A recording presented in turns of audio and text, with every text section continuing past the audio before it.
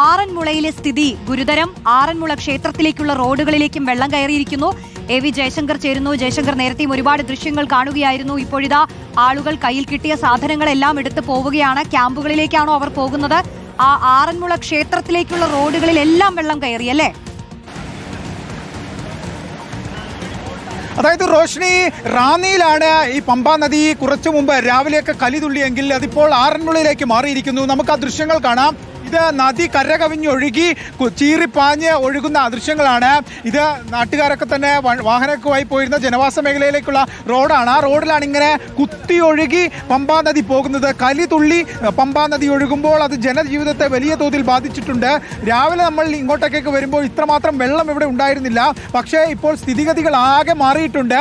ആറന്മുള ക്ഷേത്രത്തിലേക്കുള്ള പ്രധാന പാതയിലൊക്കെ തന്നെ പമ്പാ നദി കരകവിഞ്ഞൊഴുകുന്ന അവസ്ഥയാണ്. ആറന്മുള ക്ഷേത്രത്തിന് ചുറ്റും പമ്പാ നദി അതിൻ്റെ ആധിപത്യം സ്ഥാപിച്ചു കഴിഞ്ഞു. വലിയ തോതിൽ മുട്ടോളം വെള്ളം ആറന്മുള ക്ഷേത്ര പരിസരത്ത് എത്തിയിട്ടുണ്ട്. എന്തായാലും വലിയ തോതിലുള്ള പ്രതിസന്ധി ഈ റാന്നിയിലൊക്കെ ഉണ്ടായതിൻ്റെ ഒരു ആവർത്തനം വീണ്ടും ആറന്മുളയിൽ ഉണ്ടാവുകയാണ്. കാരണം ഈ റാന്നിയിൽ നിന്ന് ആ വെള്ളം ഒഴുകി നേരെ ഇങ്ങോട്ട് ആറന്മുള ഭാഗത്തേക്കാണ് വന്നുകൊണ്ടിരിക്കുന്നത്. ആ വരവിൻ്റെ ആഘാതത്തിലാണ് ഇത്രമാത്രം വെള്ളം ഇങ്ങോട്ടേക്ക് ഇങ്ങനെ വരുന്നത്. എന്തായാലും വലിയ തോതിൽ ജനങ്ങളെ പ്രതിസന്ധിയിലാക്കുന്ന തലത്തിൽ ജലത്തിൻ്റെ അളവ് ഇങ്ങോട്ടേക്ക് കൂടിക്കൂടി വരികയാണ്.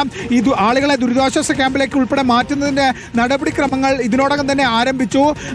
കൂടുതൽ ദുരിതാശ്വാസ ക്യാമ്പുകൾ ഉൾപ്പെടെ തുറക്കുമെന്നാണ് മനസ്സിലാക്കുന്നത്. വലിയ പ്രതിസന്ധി ഈ സ്ഥലത്തെ സംബന്ധിച്ചുണ്ട്. കാരണം ഇവിടെ ഓരോ മിനിറ്റിലും വെള്ളത്തിൻ്റെ അളവ് ഇങ്ങനെ കൂടിക്കൂടി വരുന്ന സാഹചര്യമാണുള്ളത്. രാവിലെ എത്തിയപ്പോൾ മുട്ടോളം വെള്ളമായിരുന്നു. ഇപ്പോൾ മുട്ടിന് മുകളിൽ അരയറ്റോളം വെള്ളം എത്തുന്ന സാഹചര്യം ഉണ്ടായിട്ടുണ്ട്.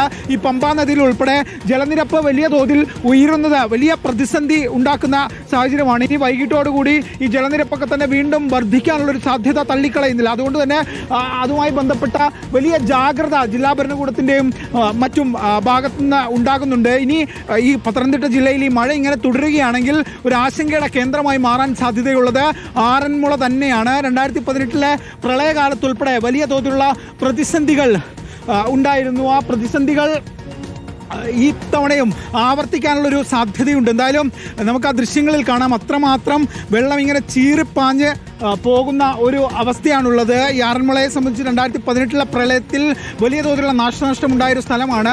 ഇതേ തോതിൽ ഈ നദി ഇങ്ങനെ ഒഴുകുകയാണെങ്കിൽ വലിയ തോതിലുള്ള പ്രതിസന്ധി ഉണ്ടാക്കുന്ന കാര്യത്തിൽ ഒരു സംശയവുമില്ല. അത്രമാത്രം വെള്ളമാണ് ഇങ്ങോട്ടേക്ക് വന്നുകൊണ്ടിരിക്കുന്നത്. അത്ര ചീറിപ്പാഞ്ഞ് വെള്ളം വരുന്ന ഒരു സാഹചര്യം ആറന്മുളയെ സംബന്ധിച്ചുണ്ട്. വലിയ തോതിൽ രാവിലെ മുതൽ കൂടുതൽ ശ്രദ്ധ ജില്ലാ ഭരണകൂടം ഉൾപ്പെടെ നൽകിയത് ആറന്മുളയ്ക്കാണ്. കാരണം ഈ റാന്നിയിൽ നിന്ന് ഈ വെള്ളത്തിൻ്റെ അളവ് ഇങ്ങോട്ടേക്ക് വരുന്ന ഒരു അപകട സാഹചര്യമുണ്ട്.